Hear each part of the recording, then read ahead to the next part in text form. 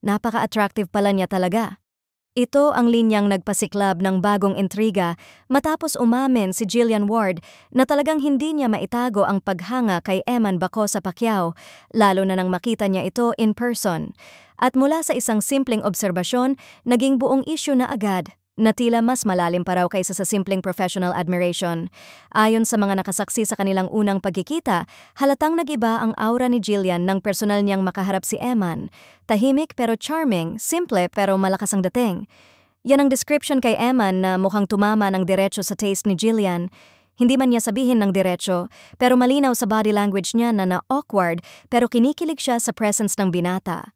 Dito na nagsimulang magdikit-dikit ang mga intriga.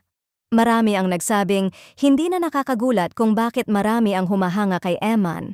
May angking looks, may breeding, may approachability, at higit sa lahat, may humility na bihira raw makikita sa mga bagong pasok sa showbiz.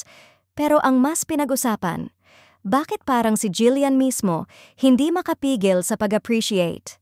Sa likod naman, may mga insiders na nagsabing iba raw talaga ang naging vibe ni Jillian nang makilala niya si Eman ng personal.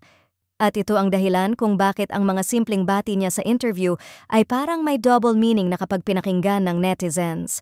May mga naniniwalang PR build-up ito para sa future love team, pero mas marami ang naghihinalang natural, genuine at hindi scripted ang admiration ni Jillian, lalo na't hindi niya kayang itago ang pagkakasabi ng napaka-attractive pala niya sa personal.